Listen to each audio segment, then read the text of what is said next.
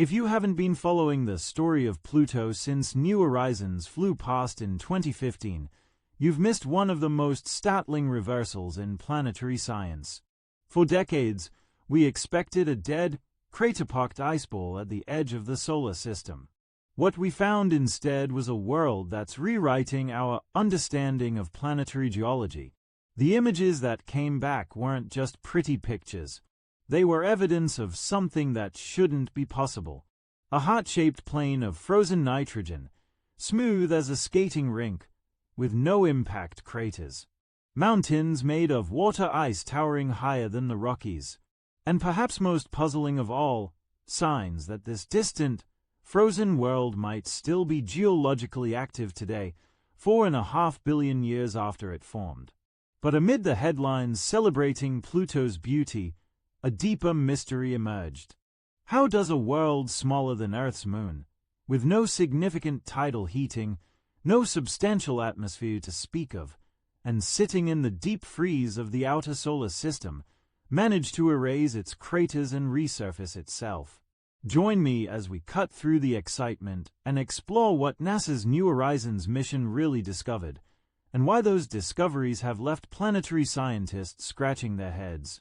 Let's start with what we thought we knew. Before July 2015, our best images of Pluto came from the Hubble Space Telescope. They showed a blurry, pixelated world with light and dark regions, but nothing that prepared us for what was coming. The prevailing wisdom was straightforward.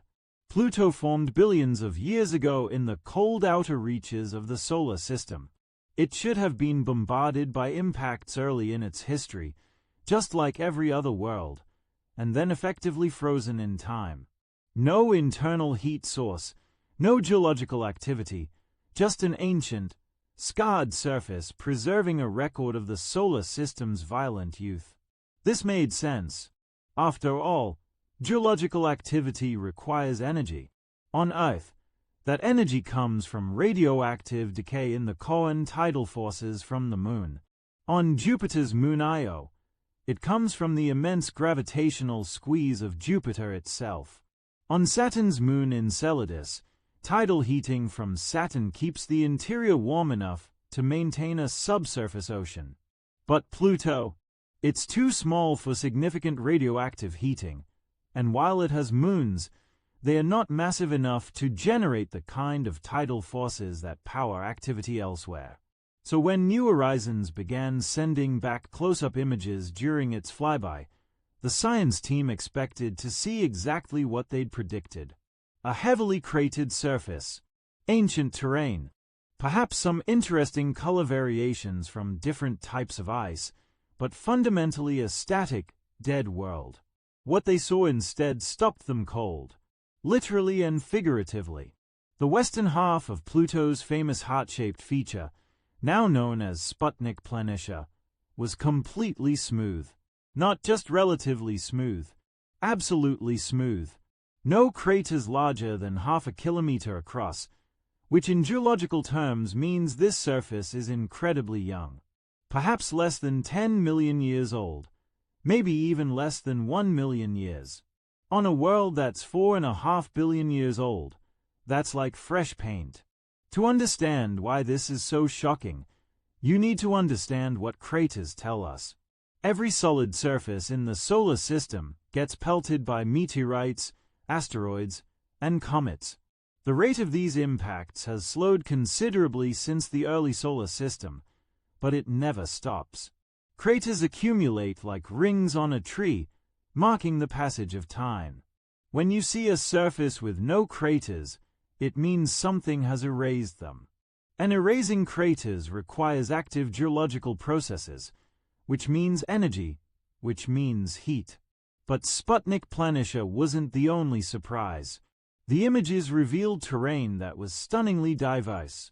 There were plains of water ice, mountains reaching heights of 3.5 kilometers, vast fields of what appeared to be nitrogen ice dunes, and strange, cellular patterns that looked like nothing we'd seen before. Some regions showed evidence of flowing glacier. Others displayed bizarre, pitted terrain nicknamed snakeskin. And throughout it all, there was clear evidence that different types of ice, nitrogen, methane, and water were interacting in complex ways. The mountains themselves presented another puzzle. On Earth, rock can support tall mountains because it's strong. But these mountains on Pluto are made of water ice, which at Pluto's surface temperature of around -230 degrees Celsius behaves more like rock than the ice we're familiar with. Even so, for mountains this tall to exist, they need to be floating on something denser underneath. The leading theory suggests these peaks are essentially icebergs of water ice floating on a denser substrate, possibly a nitrogen ice layer or even a subsurface ocean. Then there are the glacier. We can see what appear to be flow patterns, where nitrogen ice from the interior highlands flows down into Sputnik Planitia. This isn't speculation. The surface features clearly show movement, but glacial flow requires either gravity pulling ice downhill or pressure pushing it along, and both of these processes require the ice to be warm enough to flow, at least on geological timescales. Every new image raised new questions, and the central question, the one that drives all the others, remains stubbornly difficult to answer. Where is the heat coming from?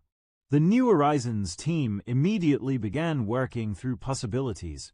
Could there be more radioactive elements in Pluto's core than we thought? Possibly, but probably not enough. Could tidal heating from Charon, Pluto's largest moon, be the answer? The two bodies are tidally locked, which usually means tidal heating has ceased, but perhaps there's a more complex story. Could Pluto have a subsurface ocean that's acting as an insulating layer, trapping heat from the interior? That's an intriguing possibility, but it raises the question of where that interior heat came from in the first place.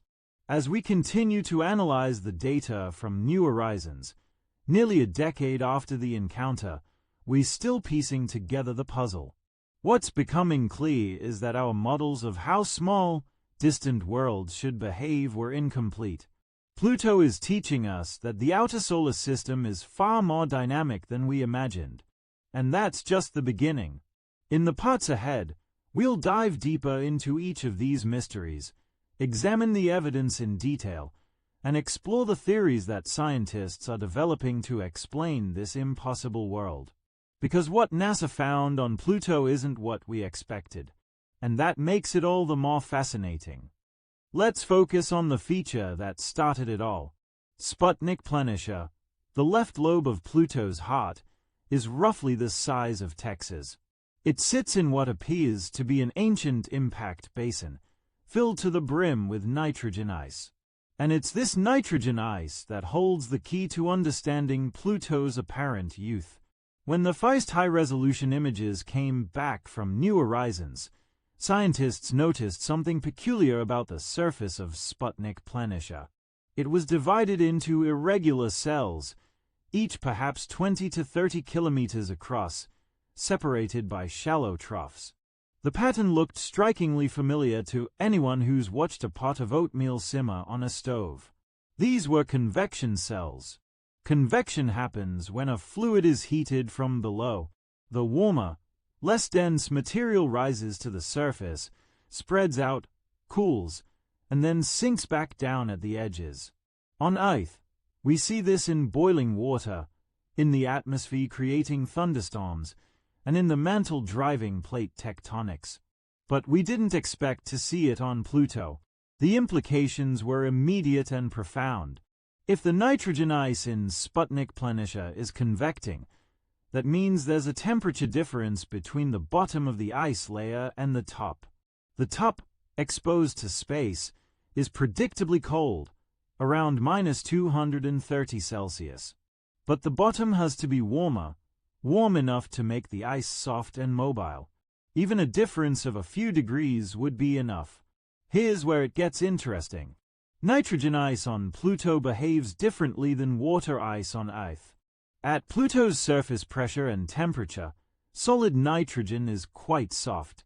It's not like the hard, brittle water ice we're used to. Think of it more like very cold wax or thick honey. Given enough time, it can flow and deform under its own weight. And if there's a heat source underneath, even a very weak one, the ice at the bottom will be warmer and even more mobile than the ice at the top. The team ran computer models to test this hypothesis. They found that convection in a layer of nitrogen ice several kilometers thick could indeed produce the cellular patterns we observe. The timescale for one complete convection cycle, where material rises, spreads, and sinks, would be roughly 500,000 years. That sounds like a long time, but in geological terms, it's the blink of an eye. It means the surface of Sputnik Planitia is constantly being renewed, with fresh ice welling up from below and older ice sinking back down. This explains the lack of craters. Any impact that occurs on the surface of Sputnik Planitia gets erased within 1 million years or so as the ice convects and the surface renews itself. It's a natural resurfacing mechanism that doesn't require volcanic activity or liquid water or any of the usual suspects for geological activity. But let's not get ahead of ourselves. Convection explains how the surface stays smooth, but it doesn't fully explain where the heat comes from. Even if nitrogen ice convects relatively easily, you still need some heat source at depth to drive the process. And we're back to the same fundamental question. One possibility involves the nature of the basin itself. Sputnik Planitia sits in what's likely an ancient impact crater, perhaps formed billions of years ago by a massive collision. When you have a deep basin filled with ice, the ice at the bottom is under enormous pressure from the weight of all the ice above it. Pressure can affect the melting point and the physical properties of ice. Additionally, the basin might trap heat from Pluto's interior more effectively than the surrounding highlands. It's like a thermal blanket, concentrating whatever heat Pluto has left. There's also the question of what lies beneath the nitrogen ice. New Horizons instruments detected evidence of water ice in the region, and water ice is denser than nitrogen ice. If there's a layer of water ice below the nitrogen, it could provide a more solid foundation and potentially affect heat flow. Some models even suggest there could be a subsurface ocean of liquid water deep beneath Sputnik Planitia, insulated by the overlying ice layers. Such an ocean would be a reservoir of heat, slowly releasing energy to the layers above. Then there's the intriguing possibility of cryovolcanism. On Earth, volcanoes erupt molten rock. On icy worlds, cryovolcanoes erupt molten ice, essentially liquid water mixed with ammonia or methane that acts as antifreeze. New Horizons spotted what might be cryovolcanoes on Pluto, large mountains with summit depressions that could be vents. If cryovolcanism is occurring, it would be direct evidence of internal heat reaching the surface. The cellular pattern itself offers clues. The troughs between the cells are slightly darker and redder than the cell centers. This suggests that darker, older material is being dragged down at the cell boundaries as the ice sinks, while brighter, fresher ice emerges in the cell centers. Some scientists have proposed that methane or other volatile ices mixed with the nitrogen could be involved in creating these color differences. As the ice convects, these materials could be concentrated in different areas, creating the patterns we see. It's worth pausing to appreciate the detective work involved here. We have exactly one flyby's worth of data. New Horizons raced past Pluto at 50,000 kilometers per hour, snapping pictures and taking measurements for a brief window of time. It's not coming back. There's no orbiter studying the surface over months or years, no lander taking ground-level measurements. Everything we know comes from that single pass, and yet scientists have been able to piece together this remarkably detailed picture of what's happening on Sputnik Planitia. But not everyone agrees on all the details. Some researchers question whether convection alone can explain everything we see. They point out that the cell boundaries aren't uniform. There are places where the pattern breaks down or becomes irregular. Could there be additional processes at work? Perhaps sublimation, where nitrogen ice turns directly from solid to gas and escapes to the atmosphere, plays a role. Perhaps the interaction between nitrogen ice and the underlying water ice is more complex than we realize. There's also debate about the age of the basin itself and how it formed. Some models suggest the impact that created the basin was so large that it affected Pluto's entire structure, possibly even contributing to the reorientation of the dwarf planet, so that Sputnik Planitia now sits near the equator. The massive ice filling the basin creates a gravitational anomaly, a region where Pluto's gravity is slightly stronger. This anomaly might have caused Pluto to tip over time, rolling so that the basin moved toward the equator where it's most stable. If that's true, it's yet another example of how dynamic Pluto is. We're not just talking about surface processes here. We're talking about a small world that has potentially reoriented itself in response to a massive impact and the subsequent filling of the resulting basin with ice. As we dig deeper into the data, Sputnik Planitia continues to surprise us. Recent analysis suggests the ice might be as much as 4 kilometers deep in places. That's a lot of nitrogen ice, and it raises questions about where all that nitrogen came from. Pluto's atmosphere is mostly nitrogen, but the atmospheric pressure is incredibly thin. The vast majority of Pluto's nitrogen is locked up in the ice of Sputnik Planitia and other surface deposits. Understanding the nitrogen cycle, how it moves between the surface and atmosphere, is crucial to understanding Pluto's climate and long-term evolution.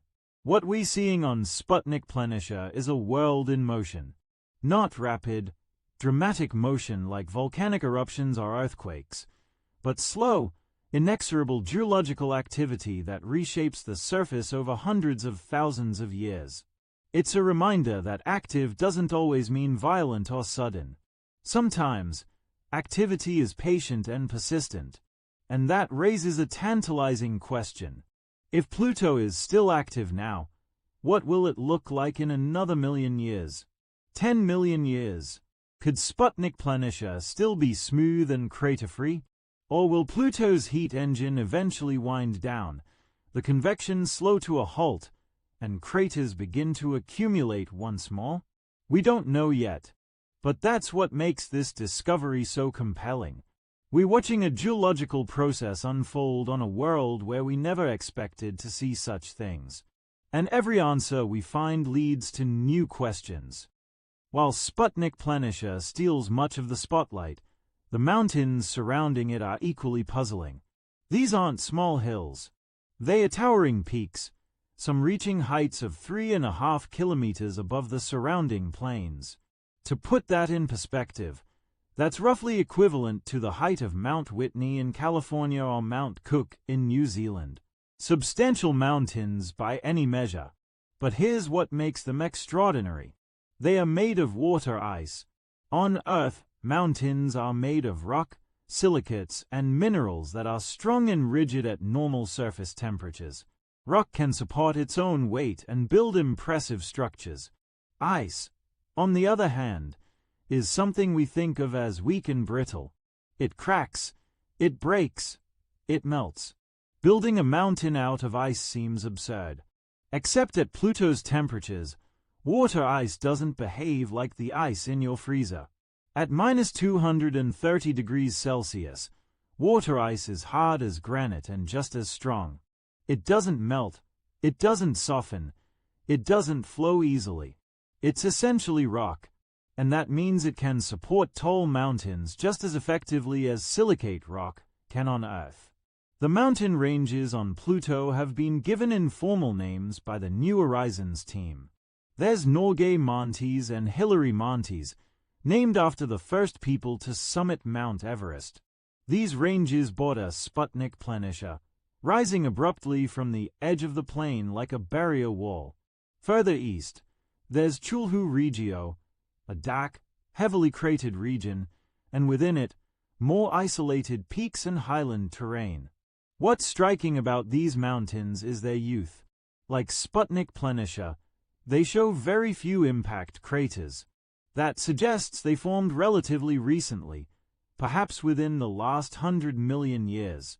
That time frame is still young in geological terms, but it's not as spectacularly young as Sputnik Planische's sub-million-year surface. The question that immediately arises is, how did they form? On Earth, mountains typically form through tectonic processes.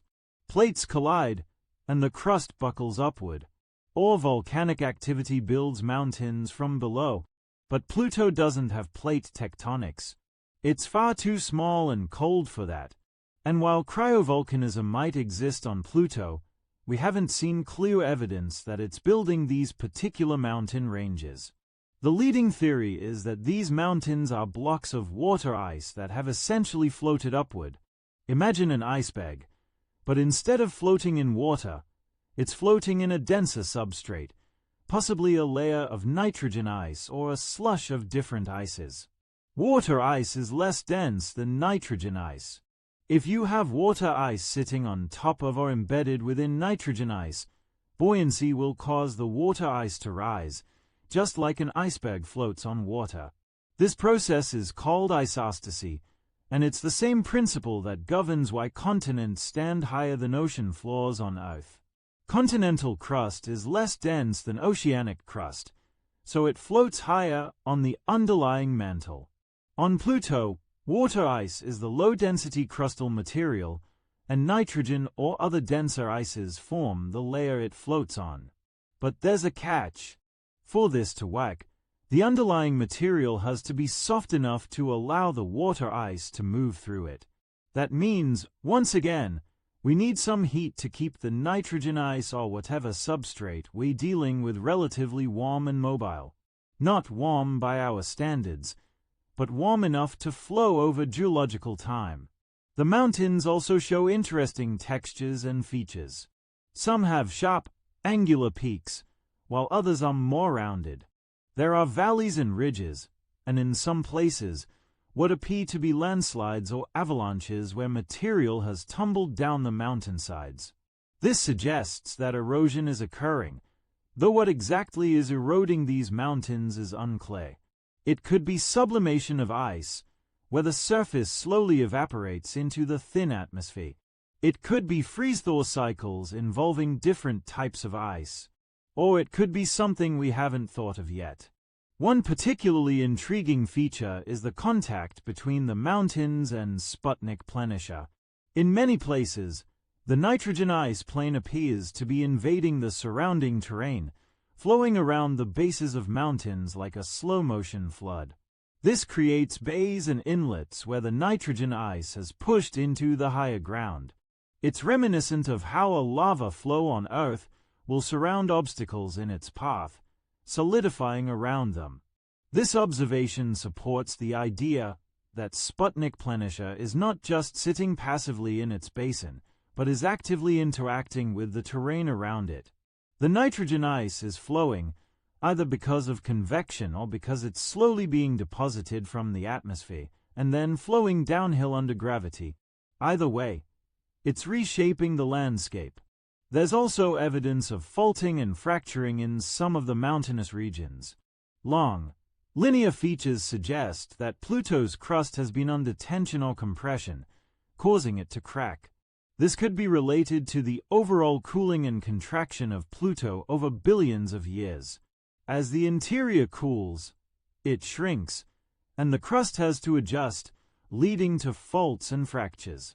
Alternatively, these features could be related to more recent events, perhaps associated with the formation or evolution of Sputnik Planitia. The diversity of the mountains is also notable. They are not all the same.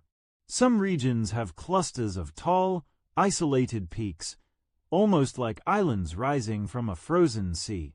Other regions have long, continuous ridges, and still others have gentler, rolling hills. This variety suggests that different processes might be at work in different areas, or that the same processes are acting on regions with different underlying structures and compositions. Then there's the question of composition. While the mountains are primarily water ice, they are not pure water ice. Spectroscopic data from New Horizons indicates the presence of other materials, possibly including methane ice, tholins, which are complex organic molecules formed by ultraviolet radiation acting on simpler compounds and other contaminants. These materials could affect the strength and behavior of the ice, and they definitely affect its color and appearance. The reddish, dark material that covers much of Chulhu Regio, for example, is thought to be tholins. These compounds give the region its distinctive color and may have formed over billions of years of exposure to sunlight and cosmic rays. Where this material meets the mountains, we see interesting color gradients and patterns, suggesting that the tholins are being mixed or redistributed by geological processes. What about the hypothesis of a subsurface ocean? Some researchers believe that if Pluto has a liquid water ocean beneath its icy crust, it could play a role in supporting the mountains. An ocean would provide a layer of liquid that's denser than ice, and the ice crust above could fracture and deform in response to stresses, creating the mountainous terrain. However, proving the existence of such an ocean is challenging with the data we have. New Horizons didn't carry instruments specifically designed to detect subsurface oceans, so we're left with indirect evidence and modeling. Still, the possibility is tantalizing. If Pluto does have a subsurface ocean, it would make the dwarf planet far more interesting from an astrobiological perspective. Liquid water is a key ingredient for life as we know it, and even in the cold, dark depths beneath Pluto's surface, it's not impossible to imagine some form of chemistry occurring. Not life, necessarily, but at least the complex chemical reactions that might precede it. The mountains of Pluto remind us that even on worlds we consider frozen and dead, geology finds a way. The processes may be different from those on Earth, the materials may be exotic, but the fundamental principles, buoyancy, isostasy, erosion, deformation, remain the same. And understanding these processes on Pluto helps us understand similar processes on other icy worlds in the outer solar system and beyond. As we continue to study the mountains, we're learning that Pluto's geology is layered, both literally and figuratively. There are old surfaces and young surfaces, ancient craters and fresh features, stable highlands and active plains. It's a complex, dynamic world, and we've only just begun to unravel its story. Let's shift our focus from Pluto's surface to something equally surprising: its atmosphere. Before New Horizons, we knew Pluto had an atmosphere, but we didn't know much about it. What we've learned since has challenged our assumptions and revealed yet another layer of complexity to this enigmatic world. Pluto's atmosphere is thin, incredibly thin by Earth standards. The surface pressure is about 100,000 times lower than Earth's, roughly equivalent to what you'd find at an altitude of 60 kilometers above our planet's surface, well into the mesosphere where the air is too thin to breathe and meteorites burn up. Yet despite its thinness, Pluto's atmosphere has structure, dynamics, and mysteries of its own. The atmosphere is primarily nitrogen, just like Earth's, but the similarities end there. Because Pluto is so cold, much of its nitrogen isn't in the atmosphere at all but frozen on the surface. There's a constant exchange between the surface ice and the atmospheric gas. When Pluto is closer to the Sun in its elliptical orbit, the surface warms slightly, and more nitrogen sublimes into the atmosphere, causing it to expand. When Pluto is farther from the Sun, the atmosphere collapses back onto the surface. New Horizons arrived at Pluto not long after perihelion, the point in Pluto's orbit where it's closest to the Sun. The atmosphere should have been near its maximum extent, and indeed, it was more substantial than expected. The spacecraft detected atmospheric layers extending hundreds of kilometers above the surface, far higher than pre-flyby models predicted. One of the key measurements New Horizons made was a radio occultation. As the spacecraft passed behind Pluto from Earth's perspective, It transmitted a radio signal back to Earth through Pluto's atmosphere. By analyzing how the signal was bent and absorbed, scientists could reconstruct the atmosphere's temperature, pressure, and density profile. What they found was startling. The atmosphere was cold near the surface, as expected, but higher up, it was surprisingly warm. Not warm by human standards. We're still talking about temperatures well below freezing, but warmer than models predicted. This suggests there's a heat source warming the upper atmosphere. But what could that be?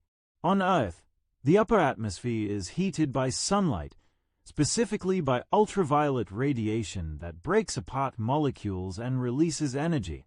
But Pluto is so far from the Sun that solar heating should be minimal. Yet the temperature profile indicates something is heating the upper atmosphere. One possibility is that molecules like methane are absorbing sunlight and releasing that energy as heat. Another possibility involves complex chemical reactions driven by solar radiation and cosmic rays. The atmosphere also contains hazes, multiple distinct layers of them. These hazes are made of tiny particles, likely tholins formed when ultraviolet light breaks apart methane and nitrogen molecules, and the fragments recombine into more complex organic compounds. These particles scatter sunlight, creating a blue tint around Pluto's limb in New Horizons images, reminiscent of Earth's blue sky but for entirely different reasons. The haze layers are not evenly distributed. They are stacked like a wedding cake, each layer at a different altitude, suggesting that there are specific atmospheric conditions at each level that favor particle formation. Understanding what sets these altitudes requires detailed modeling of Pluto's atmospheric chemistry, which is itself complicated by the fact that we're dealing with temperatures and pressures unlike anywhere else in the solar system. There's also the question of atmospheric escape. Pluto's gravity is weak, only about 6% of Earth's. That means atmospheric gases can escape to space much more easily than they can from Earth. New Horizons measured the rate of atmospheric escape and found it significant. Pluto is losing nitrogen, methane, and other gases to space at a rate of several hundred tons per hour. Now, that might sound like a lot, but it's actually slow enough that Pluto can maintain its atmosphere over billions of years, as long as there's a supply of fresh gases subliming from the surface. The balance between sublimation and escape determines whether the atmosphere grows, shrinks, or remains stable. And that balance depends on factors like Pluto's distance from the Sun, the composition and temperature of the surface ice, and the efficiency of atmospheric escape processes. One particularly intriguing observation is that the atmospheric escape is not uniform. It's stronger on the side of Pluto facing the Sun and weaker on the night side. This creates an asymmetry, with gases flowing from the day side to the night side, creating winds and circulation patterns. Modeling these circulation patterns is challenging because Pluto's atmosphere is in a regime where both fluid dynamics and molecular interactions matter, a transitional zone between thick atmospheres like Earth's and the near vacuum of most moons. Methane plays a special role in Pluto's atmosphere. It's a trace gas, much less abundant than nitrogen, but it's chemically active. Methane absorbs ultraviolet light, breaks apart, and the resulting fragments can react with nitrogen to form more complex molecules. This chemistry is responsible for the tholins and hazes we observe. It also means that methane is constantly being destroyed in the atmosphere, so there must be a source replenishing it. That source is likely the surface, where methane ice sublimates and adds fresh methane to the atmosphere. But here's where it gets interesting. Different regions of Pluto's surface have different amounts of methane ice. Methane is more volatile than nitrogen, meaning it evaporates at lower temperatures. So in warmer regions, methane sublimates more easily, while in colder regions, it remains frozen. This creates regional differences in atmospheric composition, which can drive winds and weather patterns. Yes, Pluto has weather, Sort of. It's not weather in the Earth sense, with clouds and rain and storms. But there are winds, temperature variations, and possibly even frost cycles where gases condense and re-evaporate. New Horizons didn't stick around long enough to observe these processes directly, but the evidence for them is written in the surface features and atmospheric structure. One feature that hints at atmospheric dynamics is the dune fields in Sputnik Planitia. Yes, dunes, or at least features that look very much like dunes. They are located near the boundary between the plain and the surrounding highlands, and they appear to be made of methane ice particles that have been transported and deposited by winds. The spacing and orientation of these dunes can tell us about wind speeds and directions, giving us a window into Pluto's climate. For dunes to form, you need wind strong enough to move particles but not so strong that it blows them away entirely. You also need a supply of particles and a place for them to accumulate. On Pluto, the methane ice particles might form in the atmosphere as frost and then fall to the surface, where winds gather them into dunes. Alternatively, they might sublimate from the surface, get blown by winds, and then redeposit elsewhere. The fact that dunes exist at all is remarkable. Pluto's atmospheric pressure is so low that you wouldn't think wind could move particles. But the particles are very light, and the winds, driven by sublimation and the resulting pressure gradients, might be just strong enough. It's a delicate balance, and it speaks to how sensitive Pluto's climate is to small changes. Then there's the question of seasonal changes.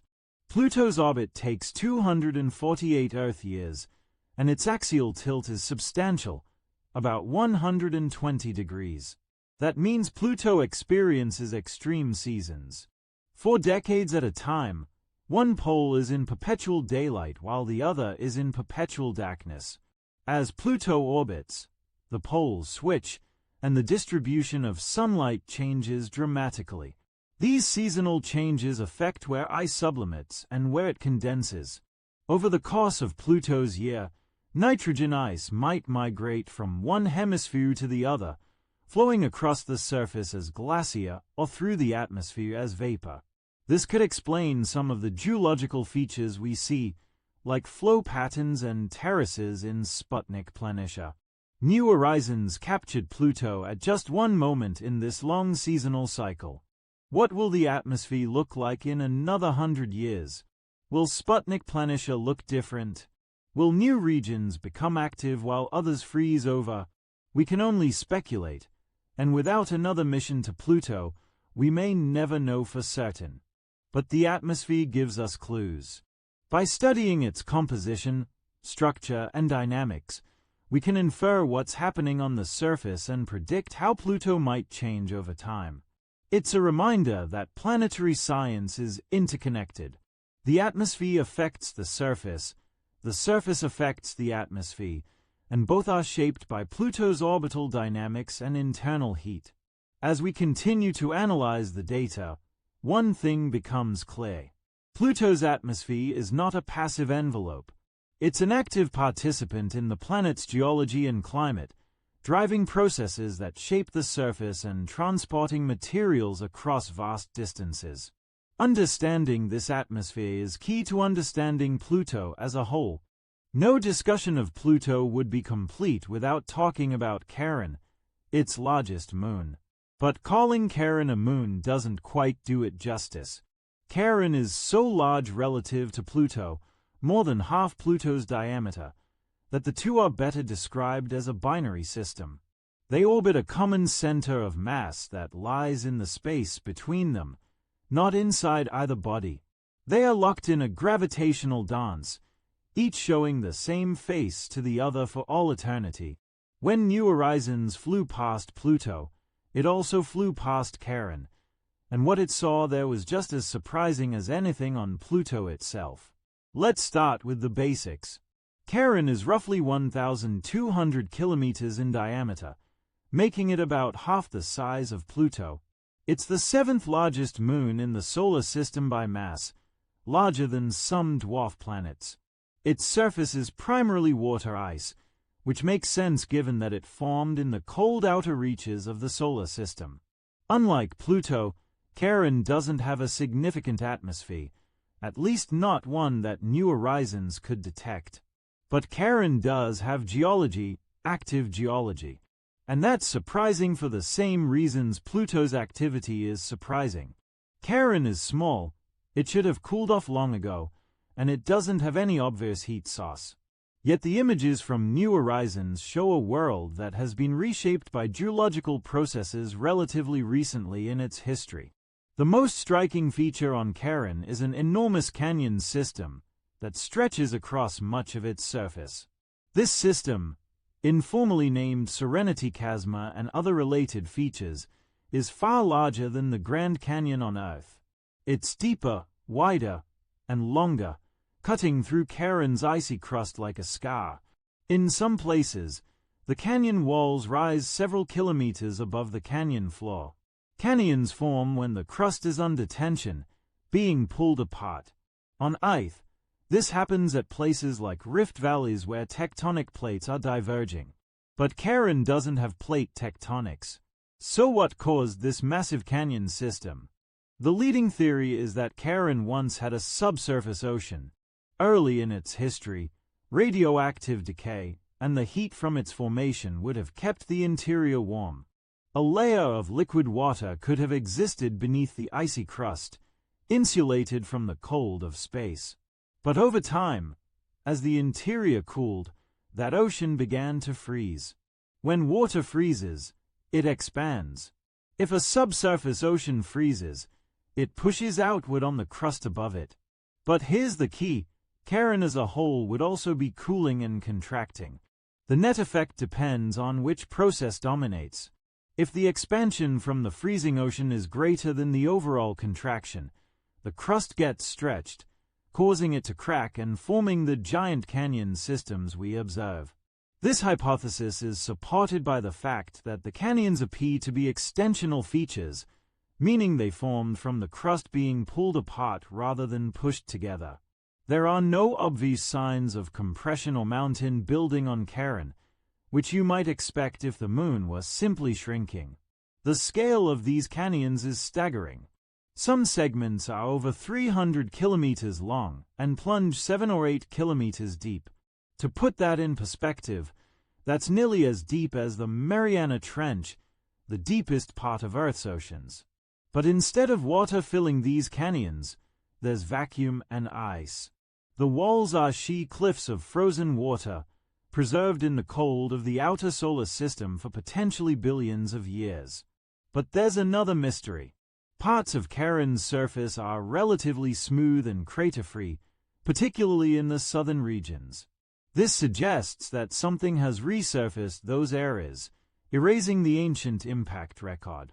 One proposal is cryovolcanism, where liquid water mixed with ammonia or other compounds erupted onto the surface and froze, creating the smooth plains we see today. There's even a feature that might be a cryovolcanic mountain. It's a large, isolated peak with a depression at the summit, like a volcanic caldera. If this is indeed a cryovolcano, it would be direct evidence that Charon's interior was warm enough at some point to generate liquid water and drive it to the surface. The northern hemisphere of Charon presents a stark contrast to the south. It's darker, redder, and heavily cratered. This region, informally called Morta Macula, appears to be covered with reddish-brown material that's unlike anything in the surrounding terrain. What is this material, and where did it come from?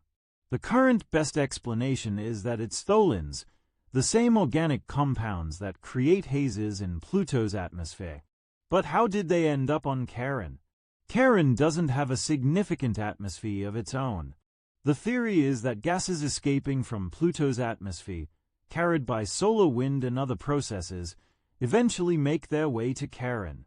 Once there, they freeze onto the surface, particularly at the cold North Pole where Charon experiences decades of darkness during its long winter.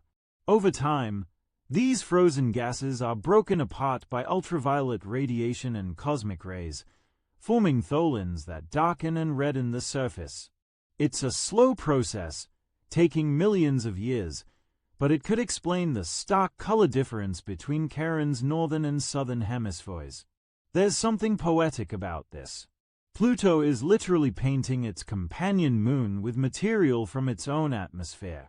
The two worlds are not just gravitationally bound but chemically connected, exchanging material across the space between them.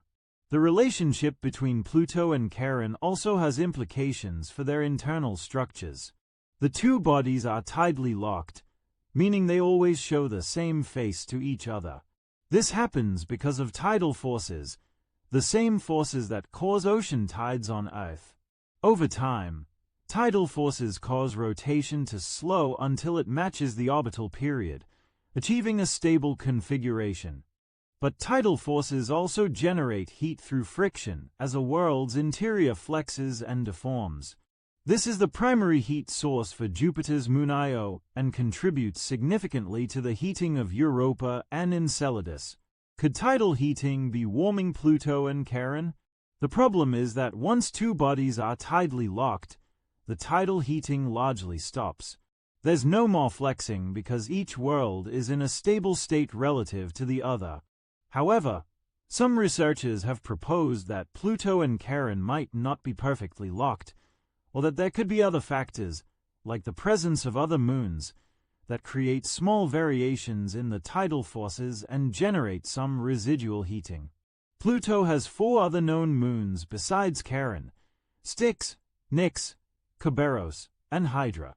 These are much smaller, ranging from tens of kilometers to just a few kilometers across. They are thought to be fragments left over from the giant impact that likely formed Charon, the same impact that gave Pluto its tilted rotation axis. These small moons orbit in the same plane as Charon and in near resonances with each other and with Charon. Their gravitational interactions could, in principle, perturb the orbits slightly and generate small amounts of tidal heating. But whether this is enough to explain the geological activity we see on Pluto and Charon remains an open question. The formation of the Pluto-Charon system itself is a story worth telling. The leading theory is that early in the solar system's history, 2 large Kuiper belt objects collided. The impact was violent enough to blast material into orbit around what would become Pluto, and this material eventually coalesced to form Charon. The smaller moons are debris from this same impact. This scenario is similar to the leading theory for the formation of Earth's moon, which is thought to have formed from debris ejected when a Mars-sized object collided with the early Earth. Such giant impacts were common in the early solar system, and they played a crucial role in shaping the planets and moons we see today. If this theory is correct, the impact that formed Charon would have been catastrophic for early Pluto. The energy released would have melted much of both bodies, creating magma oceans of liquid water and rock. As the system cooled and solidified, the internal structures we see today would have formed, with differentiated layers of rock and ice. This early heat pulse could explain some of Charon's current geology. Even billions of years later, the interior might still be slowly releasing heat left over from that impact. Combined with radioactive decay and potentially some residual tidal heating, it might be just enough to keep the interior warm and drive the geological processes we observe. As we look at Charon through the lens of New Horizons data, we're reminded that every world is unique, shaped by its own particular circumstances and history. Charon may be Pluto's companion, but it has its own story to tell, its own mysteries to unravel. And together, the Pluto-Charon system offers a window into the complex, dynamic nature of the outer solar system. If Sputnik Planitia is Pluto's showcase of active geology, the Eastern Hemisphere is its museum of ancient mysteries. As New Horizons swept past, it captured images of terrain that looks unlike anything else in the solar system, raising questions that scientists are still working to answer. Let's start with Chulhu Regio, a vast, dark expanse that stretches across much of Pluto's equatorial region. It's one of the darkest areas on the dwarf planet, colored a deep reddish-brown that makes it stand out dramatically against the brighter ices elsewhere. The region is ancient, heavily cratered, and appears to have remained relatively unchanged for billions of years. The dark color is almost certainly due to tholins, those complex organic molecules we've discussed before. On Chulhu, the tholins have accumulated over immense timescales, possibly since Pluto formed. This makes Chulhu a sort of geological time capsule, preserving a record of Pluto's early history that has been erased elsewhere by more recent activity.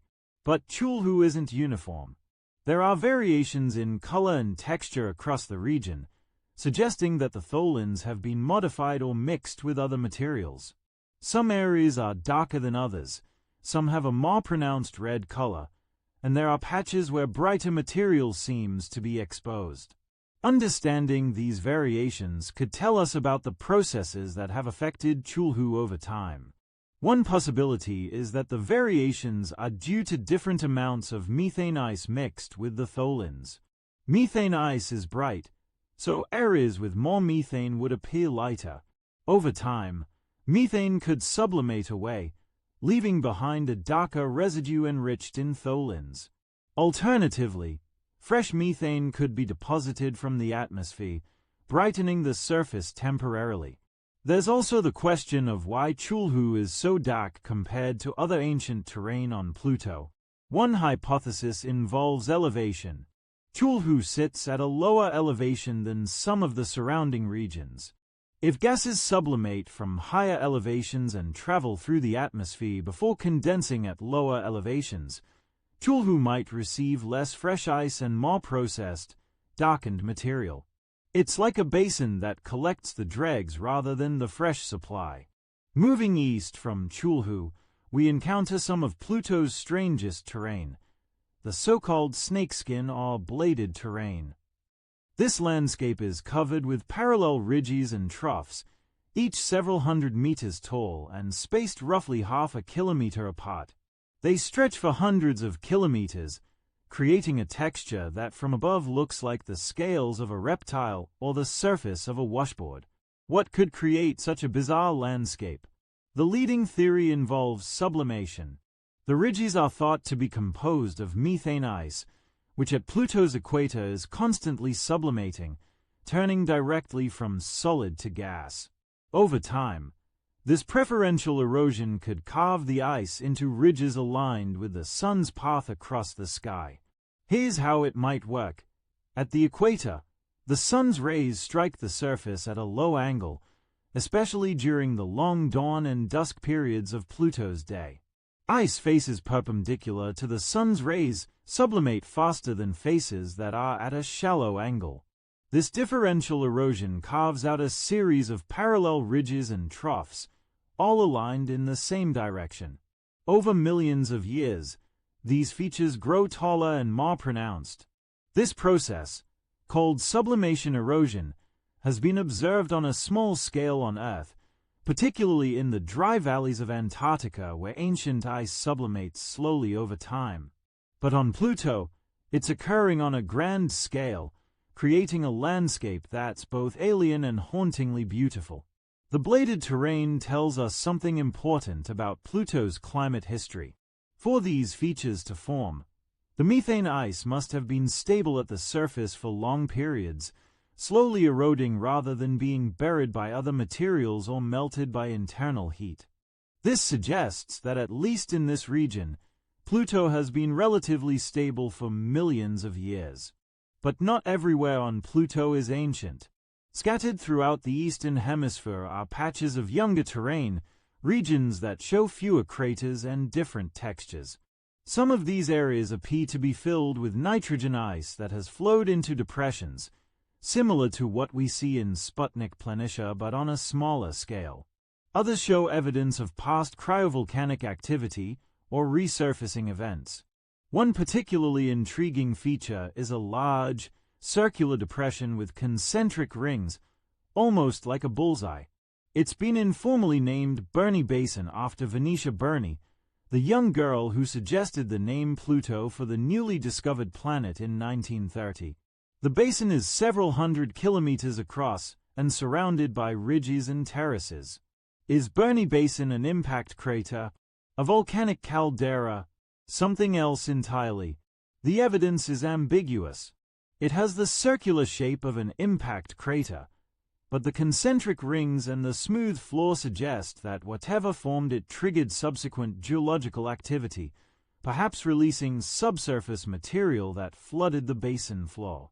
Then there are the mysterious pits and pockmarks scattered across various regions. These circular depressions, ranging from hundreds of meters to several kilometers across, look like someone took an ice cream scoop to Pluto's surface. Some are isolated, while others cluster together, creating a Swiss cheese texture. What causes these pits? One idea is that they are sinkholes, formed when subsurface material, perhaps nitrogen ice or even liquid water, drains away or sublimates, causing the overlying crust to collapse. Another possibility is that they are sublimation pits, where localized concentrations of volatile ices sublimate preferentially, leaving behind a depression. On Earth, we see similar features in karst terrain, where limestone dissolves and creates sinkholes, and in permafrost regions where ground ice melts and the surface collapses. Pluto's pits might be the icy equivalent, driven by sublimation rather than melting or dissolution. The diversity of terrain in eastern Pluto speaks to a complex geological history. Different regions have experienced different processes, been exposed to different conditions, and preserved different parts of Pluto's story. Some areas are ancient and stable, others have been resurfaced repeatedly, and still others are in a state of slow but steady change. Color is another clue. New Horizons instruments could measure not just visible light, but also infrared wavelengths, allowing scientists to map the distribution of different materials across Pluto's surface. These maps reveal that methane ice is concentrated in certain areas, particularly on mountaintops and in bright patches, while nitrogen ice dominates in Sputnik Planitia and other lowland regions. Water ice shows up in the mountains and in regions where the overlying volatile ices have been stripped away. This segregation of materials tells us about Pluto's volatile cycles, how gases and ices move around in response to temperature changes, atmospheric circulation, and geological activity. Methane, being more volatile than nitrogen, tends to sublimate first and can be transported farther by the atmosphere before condensing. This creates a frost pattern where methane preferentially accumulates on cold, high-elevation surfaces. There's also a fascinating interaction between different types of ice. When methane ice is mixed with nitrogen ice, it can change the properties of the mixture, affecting how it flows, how easily it sublimates, and how it responds to sunlight. These interactions create a feedback loop where the distribution of ices affects surface temperatures, which in turn affects where ices sublimate and condense, which then changes the distribution. Understanding these cycles requires not just looking at snapshots from New Horizons, but building computer models that simulate how ices behave over thousands or millions of years. Researchers have developed sophisticated models that track the movement of volatile ices across Pluto's surface, through its atmosphere, and back to the surface in different locations. These models help explain features like the bright methane deposits on mountaintops and the smooth nitrogen plains in basins. But models are only as good as the data they are based on, and we have limited data from a single flyby. There are still huge uncertainties about things like the thermal properties of different ices, the rate of sublimation under various conditions, and how atmospheric circulation works on Pluto. Every assumption we make affects the model's predictions, and without additional observations, it's hard to know which assumptions are correct. That's the frustrating reality of studying Pluto. We have this incredible dataset from New Horizons, rich with detail and surprising discoveries, but it's a snapshot. We can't watch how features change over time, we can't measure seasonal variations, and we can't test our models against new observations. We like archaeologists trying to reconstruct an entire civilization from a single photograph. Still, the eastern hemisphere of Pluto has given us plenty to work with. Each strange landform, each color variation, each ancient crater is a piece of the puzzle. And as we fit those pieces together, a picture emerges of a world that's far more complex and interesting than anyone imagined. A world where ancient surfaces preserve billions of years of history, where exotic ices carve landscapes unlike any on Earth, and where the interplay of geology, chemistry, and climate creates endless variety. One of the most profound questions raised by New Horizons discoveries is whether Pluto has a subsurface ocean. It might seem absurd. This is a world where the surface temperature is minus 230 degrees Celsius, where even nitrogen freezes solid. How could liquid water exist? Yet multiple lines of evidence hint that beneath Pluto's frozen crust, there might be a layer of liquid water, kept from freezing by insulation from above and heat from below. If true, it would fundamentally change how we understand Pluto and would have implications for habitability in the outer solar system. Let's start with the evidence. First, there's Sputnik Planitia itself. The basin sits near Pluto's equator and appears to be aligned with the Pluto-Charon axis, the line connecting the centers of the two bodies. This is a stable configuration gravitationally, but it raises the question, how did the basin end up in this position? One possibility is that Sputnik Planitia formed exactly where it is now and has stayed there, but that seems like an unlikely coincidence. The other possibility is that the basin formed elsewhere and then Pluto reoriented itself so that the basin moved to its current location. This reorientation is called true polar wonder, and it happens when a mass anomaly on a rotating body causes the body to tip so that the anomaly moves toward the equator, where it's most stable. On Pluto, the mass anomaly could be the basin itself, filled with dense nitrogen ice, or it could be something beneath the basin. Here's where the subsurface ocean comes in. If there's a layer of liquid water beneath Sputnik Planitia, it would be less dense than the surrounding ice and rock. Counterintuitively, this negative mass anomaly, a deficit of mass rather than an excess, could also cause reorientation under the right conditions. The math is complex, but computer models show that a subsurface ocean could indeed explain Sputnik Planitia's location. Second, there's the geological activity. As we've discussed, Pluto shows signs of recent resurfacing and ongoing convection in Sputnik Planitia. While these processes don't necessarily require a subsurface ocean, the presence of one would help explain where the heat is coming from. Liquid water has a high heat capacity, meaning it can store a lot of thermal energy.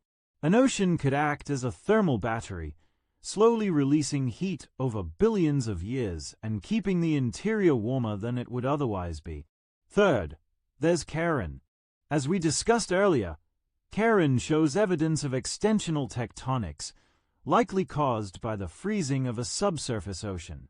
If Charon had an ocean that subsequently froze, it's plausible that Pluto, being larger and better insulated, could have retained its ocean longer or even still have it today.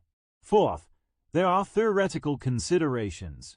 When Pluto formed, it would have contained radioactive elements like uranium, thorium, and potassium.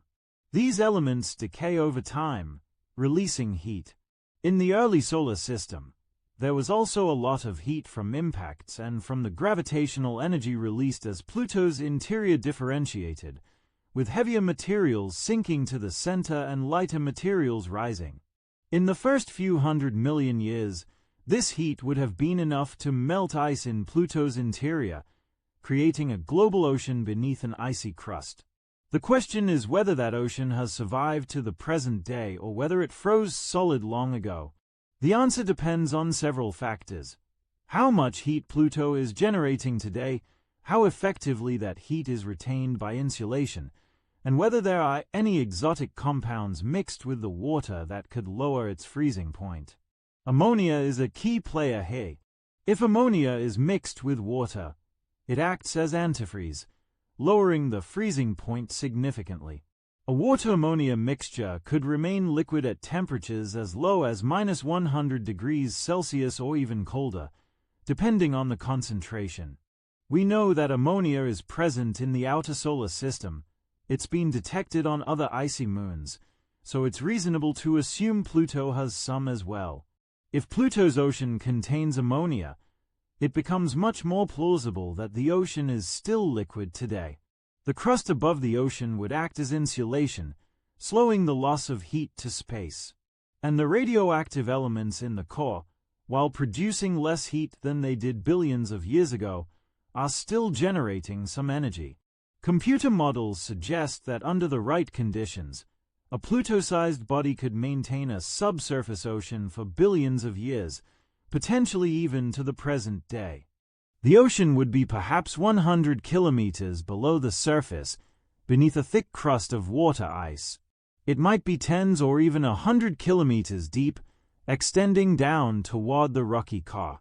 But proving the ocean exists is difficult.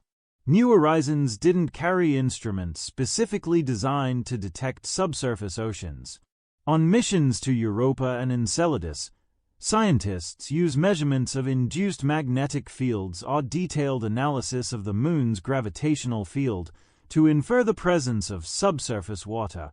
New Horizons' flyby was too brief, and its trajectory not ideal for such measurements.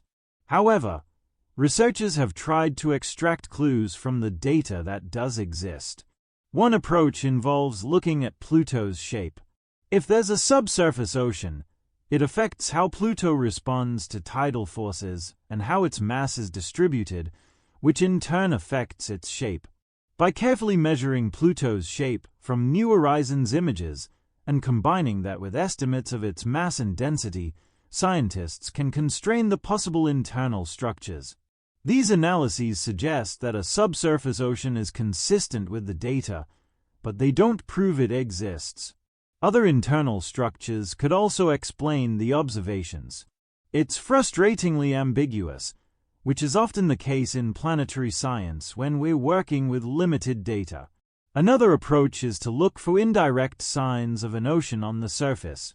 If cryovolcanism is occurring, it might be bringing water from the subsurface ocean to the surface, where it freezes and creates the smooth plains and mountains we observe. The presence of certain minerals or salts on the surface could also indicate that subsurface water has been exposed to chemical processes and then erupted. Spectroscopic analysis of Pluto's surface hasn't revealed clear evidence of salts or other materials that would definitively indicate exposure to a subsurface ocean, but that doesn't mean they are not there. The resolution of New Horizons spectrometers was limited, and it's possible that such materials are present in small quantities or mixed with other ices in ways that make them hard to detect. The implications of a subsurface ocean are profound. First, it would mean that Pluto's interior is more complex and dynamic than we thought. Second, it would provide a potential habitat for life, at least in the most speculative sense. Liquid water is essential for life as we know it, and even in the cold, dark depths beneath Pluto's surface, it's not impossible to imagine chemical reactions occurring that could, over billions of years, lead to complex organic chemistry. I want to be clear, I'm not suggesting Pluto has life. The conditions would be extraordinarily challenging, with limited energy sources and possibly harsh chemical environments. But the mere possibility of a subsurface ocean makes Pluto interesting from an astrobiological perspective. It also raises questions about other Kuiper Belt objects. If Pluto can have a subsurface ocean, could similar objects like Eris, Makemake, or Haumea have them as well? What about larger icy moons like Triton, which is thought to be a captured Kuiper Belt object, or smaller ones like Enceladus and Europa, where we know oceans exist? The outer solar system might be full of hidden oceans, liquid water reservoirs trapped beneath frozen crusts, protected from the vacuum and cold of space. Each one is a potential laboratory for studying how water behaves under extreme conditions and whether life could emerge in such environments. For now, the question of Pluto's ocean remains open. We have tantalizing hints, suggestive evidence, and plausible theories, but we don't have proof. To get that proof, we'd need another mission, one that could orbit Pluto, measure its gravitational field precisely, penetrate beneath the surface with radar or seismic instruments, and perhaps even land and drill through the ice. Such a mission is decades away at best, given the challenges of traveling to the outer solar system and the limited budgets available for planetary exploration. But the question is too important to ignore, and as we continue to analyze New Horizons data and refine our models, we slowly narrowing down the possibilities and getting closer to an answer. To truly understand Pluto, we need to step back and look at where it lives. Pluto isn't just an isolated dwarf planet. It's a member of the Kuiper Belt, a vast region of icy bodies beyond Neptune that represents the frontier of our solar system. The Kuiper Belt was predicted before it was discovered. In the decades after Pluto's discovery in 1930, astronomers realized that Pluto was oddly small to be a planet, and that its orbit was unusual, elliptical, and inclined compared to the orbits of the 8 major planets. Some scientists suggested that Pluto might be just one of many similar objects in the outer solar system, remnants from the formation of the planets that never coalesced into a larger body. In 1992, the first Kuiper Belt object other than Pluto was discovered, and since then, thousands more have been found. They range in size from a few kilometers across to objects nearly as large as Pluto itself. The largest known Kuiper Belt object, besides Pluto, is Eris, which is actually more massive than Pluto though slightly smaller in diameter. The discovery of Eris and other large Kuiper Belt objects led to a redefinition of what constitutes a planet and ultimately to Pluto's reclassification as a dwarf planet in 2006. This decision was controversial and remains a point of debate, but it reflects a deeper truth. Pluto is not an oddball planet. It's a prominent member of a large population of icy worlds. What makes Pluto special, then?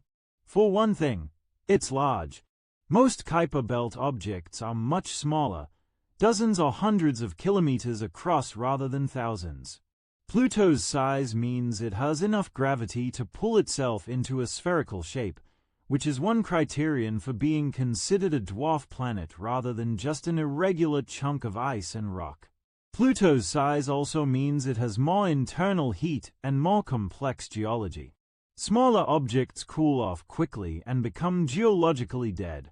Larger objects, like Pluto, can retain heat longer and support the kinds of processes we've been discussing: convection, cryovolcanism, atmospheric dynamics.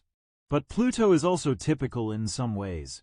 Like other Kuiper Belt objects, it's composed mostly of ice and rock. Its surface is covered with volatile ices, nitrogen, methane, carbon monoxide. These are the calling cards of objects that formed in the cold outer reaches of the solar system, where temperatures were low enough for even the lightest gases to condense. The Kuiper Belt itself is a relic of the solar system's formation. 4.5 billion years ago, the Sun was surrounded by a disk of gas and dust. In the inner parts of this disk, where temperatures were high, rocky planets like Earth and Mars formed. Further out, where temperatures were lower, the gas giants Jupiter and Saturn formed, followed by the ice giants Uranus and Neptune. Beyond Neptune, the disk was sparse and cold. Small icy bodies formed, but they never accumulated into a single large planet. Some scientists think this is because Neptune's gravity disrupted the region, stirring up the orbits of the icy bodies and preventing them from coming together. Others think the disk was simply too spread out and too low in density for a planet to form. Whatever the reason, the result is the Kuiper Belt, a population of icy bodies that preserve a record of the early solar system. By studying these objects, we can learn about the conditions and processes that prevailed when the planets were forming. Pluto's orbit offers clues about the Kuiper Belt's history. Pluto is in a 3:2 orbital resonance with Neptune, meaning that for every 3 orbits Pluto makes around the Sun, Neptune makes exactly 2. This resonance is stable and protects Pluto from close encounters with Neptune, even though their orbits cross when viewed in 2 dimensions. Many other Kuiper Belt objects are also in resonances with Neptune. These objects, called resonant Kuiper Belt objects, or sometimes Plutinos in honor of Pluto, likely got into their resonant orbits through interactions with Neptune.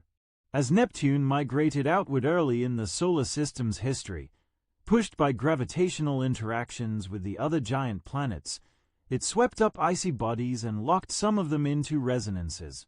This migration scenario is part of a larger theory called the Nice model, named after the French city where much of the work was done. According to this model, the giant planets formed closer together than they are today and then migrated to their current positions through gravitational interactions with the disk of icy bodies. This migration was chaotic and violent, scattering icy bodies throughout the solar system. Some bodies were flung inward, becoming the comets we see today. Others were ejected outward, possibly into the Oort cloud, a spherical shell of icy bodies thought to exist far beyond the Kuiper Belt. And some, like Pluto, were captured into stable resonances and remained in the Kuiper Belt. This history explains many features of Pluto and the Kuiper Belt. It explains why the belt is structured, with concentrations of objects in resonances and gaps in between.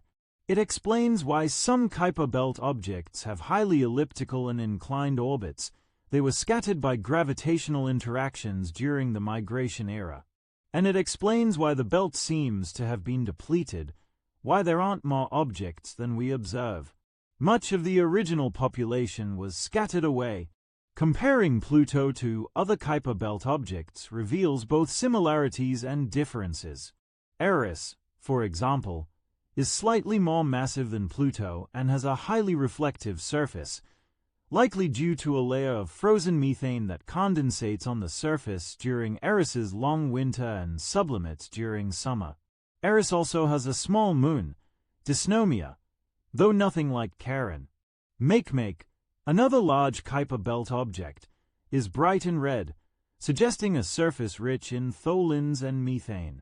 It doesn't appear to have a significant atmosphere, or if it does, it's much thinner than Pluto's.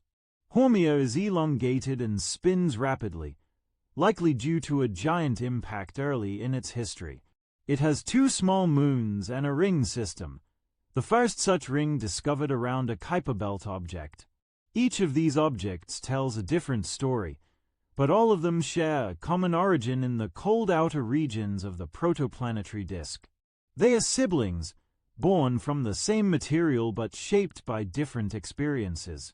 Pluto's atmosphere distinguishes it from most other known Kuiper Belt objects.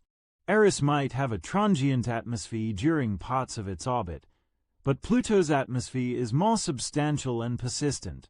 This is likely due to Pluto's size and the particular mix of ices on its surface. The nitrogen ice that dominates Sputnik Planitia is the source of most of the atmospheric nitrogen, and without that massive reservoir of nitrogen ice, Pluto's atmosphere would be much thinner. The study of the Kuiper Belt is still in its infancy. We've only visited one object, Pluto, with a spacecraft. New Horizons went on to perform a flyby of another Kuiper Belt object, Arrokoth, in 2019. Arrokoth is much smaller than Pluto, only about 35 kilometers long, and it turned out to be a contact binary, 2 lobes joined together. It's remarkably pristine, showing no signs of the violent collisions that shaped many objects in the inner solar system. Arakatha's appearance supports the idea that Kuiper belt objects formed gently through low-velocity collisions, rather than through violent impacts. This has implications for how we think planets formed in the outer solar system and challenges some older models that assumed planetesimals crashed together at high speeds. There's still so much we don't know about the Kuiper belt. How many objects are out there? What is the size distribution? Are there more Pluto-sized objects waiting to be discovered in the distant reaches of the belt? What about even larger objects, possibly even a hypothetical Planet 9 that some scientists think might exist far beyond Neptune? The answers to these questions will come from continued observations with ground-based telescopes and, ideally, from future missions. Several proposals have been made for missions to orbit and study Pluto, Eris, or other large Kuiper belt objects, but none have been funded yet. The challenges are significant. The distance, the travel time, a decade or more, the need for nuclear power sources, and the cost. But the science case is compelling. The Kuiper belt is a treasure trove of information about the early solar system, and Pluto, as the largest and most geologically active known member, is the crown jewel. Understanding Pluto helps us understand the entire belt, and understanding the belt helps us understand how planetary systems form and evolve. It also has implications beyond our own solar system. As we discover more exoplanets, planets orbiting other stars, we're finding that many systems have ice giants and rocky planets, but we're only beginning to understand what lies beyond those planets. Do other stars have their own Kuiper belts? Are there distant, icy worlds around other suns that resemble Pluto? Answering these questions requires understanding our own Kuiper belt first, and that means understanding Pluto. Every discovery we make about Pluto is a discovery about the outer solar system and about the processes that shape planetary systems everywhere. New Horizons gave us our first close look at Pluto, but it also showed us how much we have left to learn. A single flyby, as valuable as it was, can only tell us so much. To truly understand Pluto, we need to go back, and next time, we need to stay. Several mission concepts have been proposed over the years. Some envision an orbiter that would spend years studying Pluto and Charon, mapping their surfaces in detail, measuring their gravitational and magnetic fields, and observing how they change over time. Others propose landers that could touch down on the surface, analyze the composition of the ice, measure seismic activity, and even drill beneath the surface to search for subsurface water. The most ambitious concepts involve a combination of both, an orbiter with multiple landers or probes that could be deployed to different locations on Pluto and Charon. Such a mission could revolutionize our understanding of these worlds, answering the questions New Horizons raised and undoubtedly raising new ones. But there are significant challenges. First, there's the distance. Pluto is typically 4 to 7 billion kilometers from Earth, depending on where both bodies are in their orbits. Even traveling at the speeds New Horizons achieved, it takes nearly a decade to get there. And New Horizons was moving fast specifically because it wasn't planning to stop. An orbiter would need to slow down to enter orbit around Pluto, which requires a lot of fuel or a very clever trajectory. One option is to use gravity assists from other planets to change the spacecraft's trajectory and velocity. New Horizons used a gravity assist from Jupiter to speed up, shaving years off its journey time. An orbiter might use multiple gravity assists to slow down, but designing such a trajectory is complex and constraining. Another option is to use advanced propulsion systems. Nuclear electric propulsion, which uses a nuclear reactor to generate electricity that powers an ion engine, could provide continuous low thrust for years, gradually slowing the spacecraft as it approaches Pluto. This technology has been demonstrated on smaller scales, but building a system powerful enough for a Pluto orbiter would require significant development. There's also the power challenge. Pluto is so far from the Sun that solar panels are nearly useless. The sunlight at Pluto is about 1,600 times weaker than at Earth, barely brighter than moonlight. Spacecraft operating in the outer solar system need nuclear power sources, specifically radioisotope thermoelectric generators or RTGs, which convert heat from radioactive decay into electricity.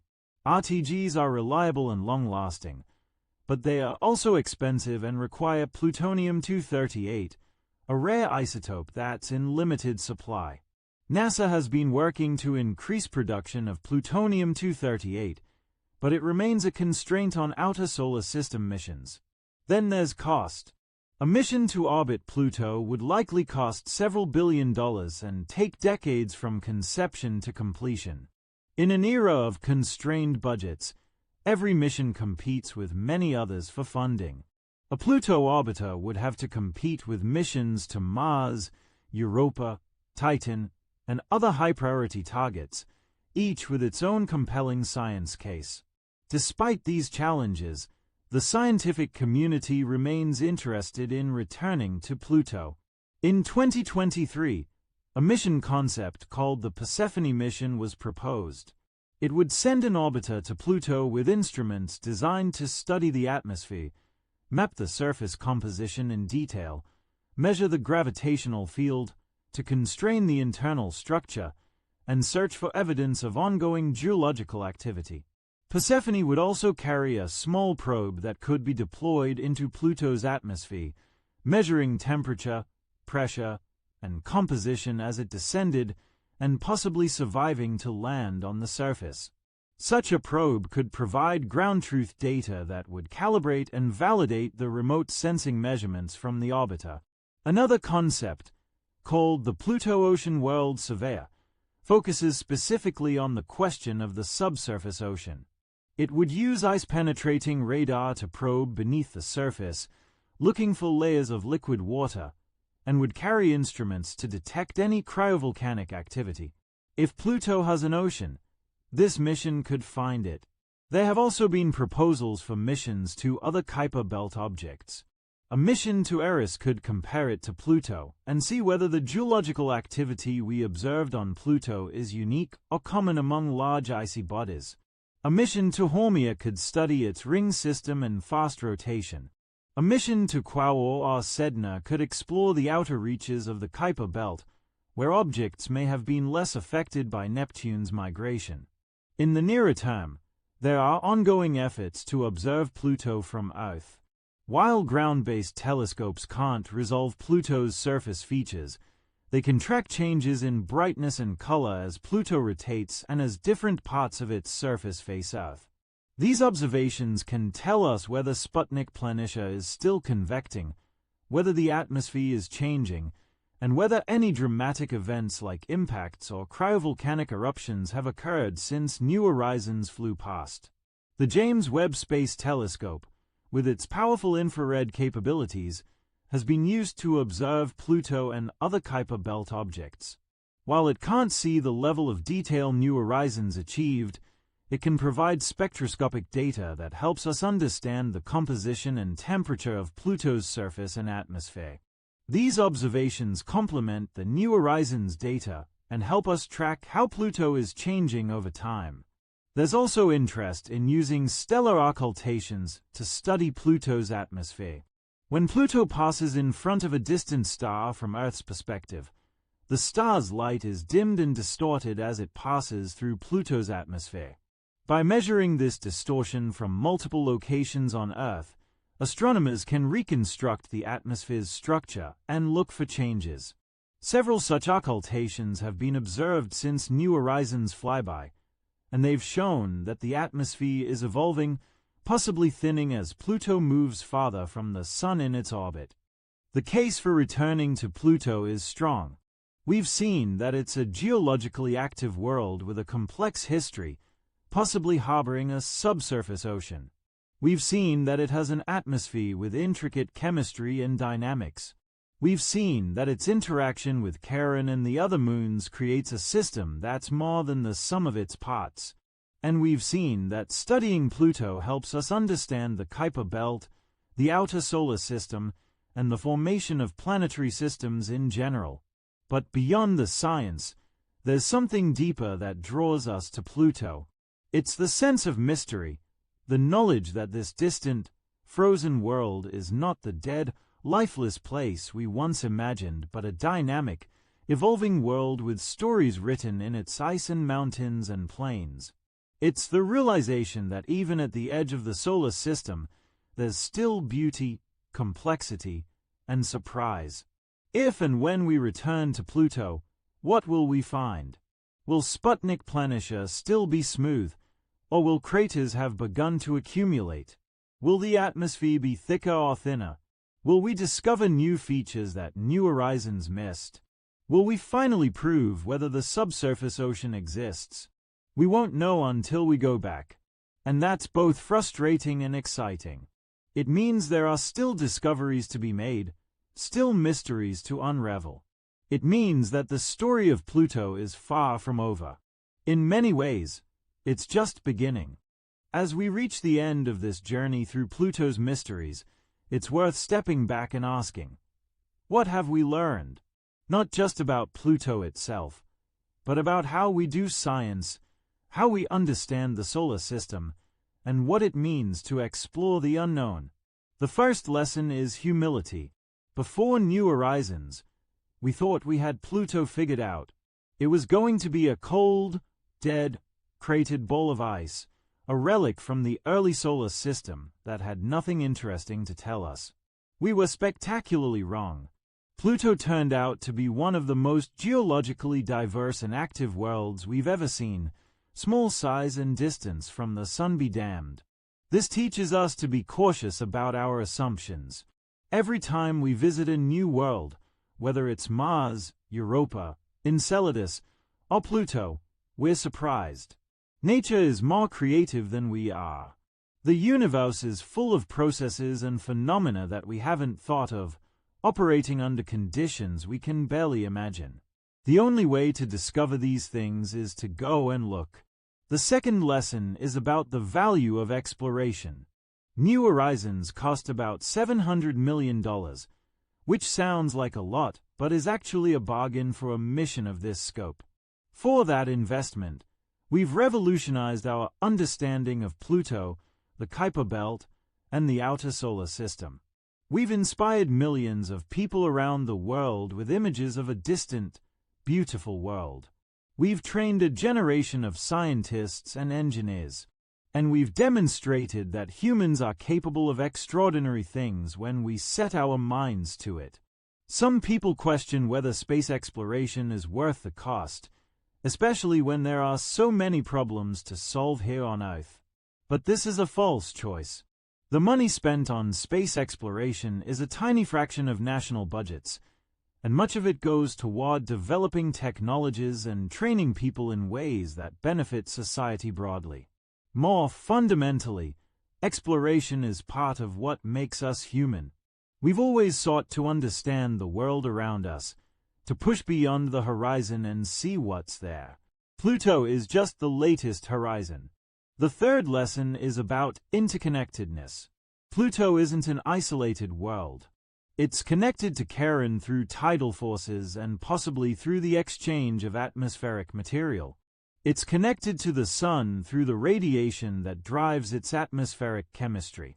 It's connected to the rest of the Kuiper Belt through gravitational interactions and shared history. And it's connected to us through the curiosity that drove us to build a spacecraft and send it on a decade-long journey to see what was there.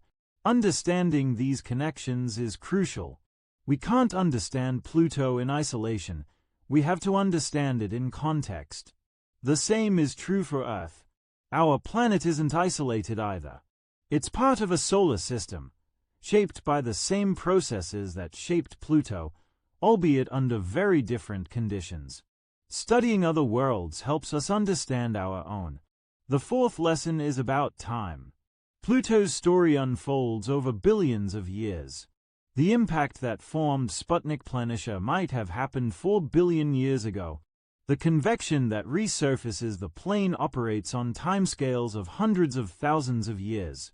The atmospheric cycles that deposit methane on mountaintops take decades or centuries, and the slow cooling of the interior that might eventually shut down all geological activity will take billions of years more. We exist in a tiny sliver of this vast timeline. The New Horizons flyby captured a single moment in Pluto's 4.5 billion year history. It's like taking one frame from a movie and trying to reconstruct the entire plot. It's a challenge, but it's also what makes planetary geology so fascinating. We detectives, piecing together clues to reconstruct events that happened long before humans existed. The fifth lesson is about resilience. Despite its small size, its distance from the Sun, and its lack of significant heat sources, Pluto is geologically active. It has found ways to generate and retain heat, to transport material, to reshape its surface. Life, if it exists anywhere in Pluto's system, would have to be equally resilient, finding ways to survive in conditions that seem impossible. This has implications for the search for life beyond Earth. We often focus on worlds that are similar to Earth, warm, wet, with thick atmospheres. But Pluto reminds us that activity and complexity can exist under the most unlikely circumstances.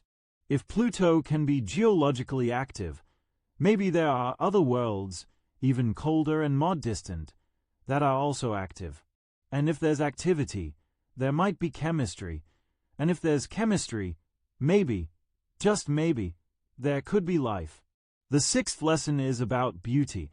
The images from New Horizons are stunning.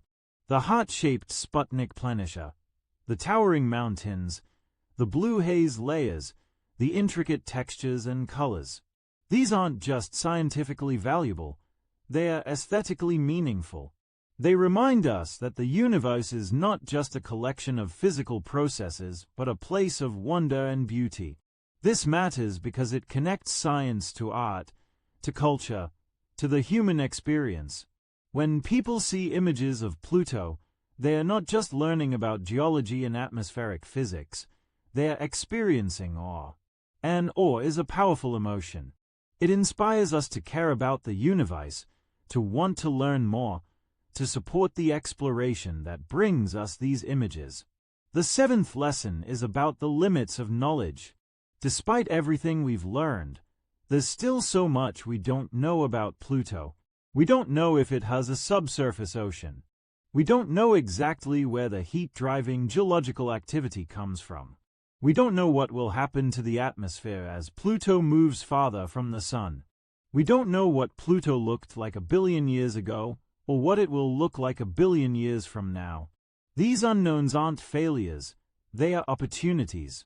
They are the questions that will drive future research, that will inspire the next generation of scientists, that will motivate the next mission to Pluto.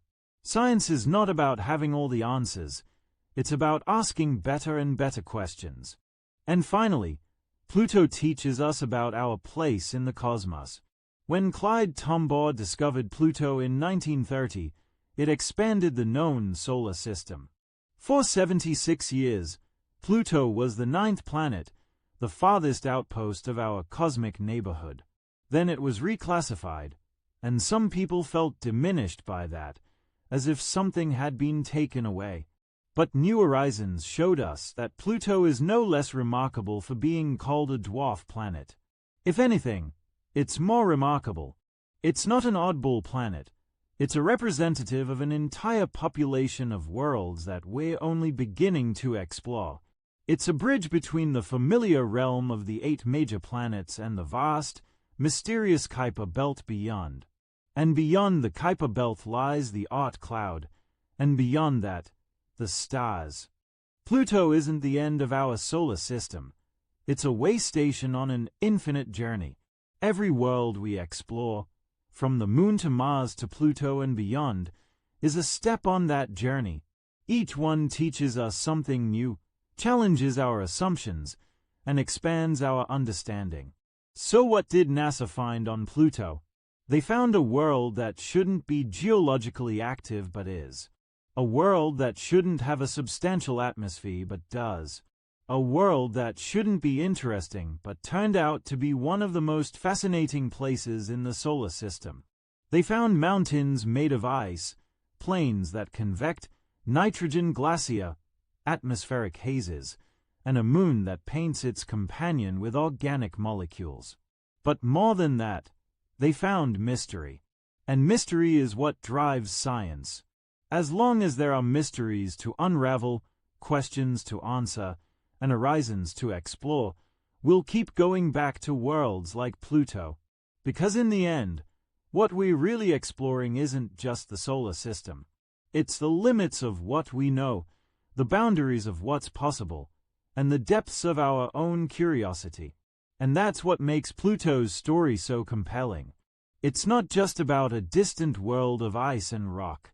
It's about us, about our desire to understand, to discover, to reach beyond ourselves. Pluto is frozen and distant, but the questions it raises and the wonder it inspires are anything but cold. As we continue to observe Pluto from Earth, as we analyze the data from New Horizons, and as we plan for future missions, the story continues.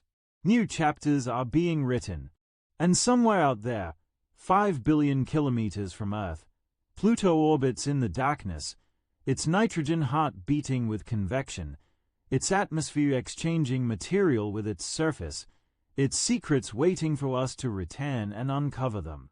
That's what NASA found on Pluto.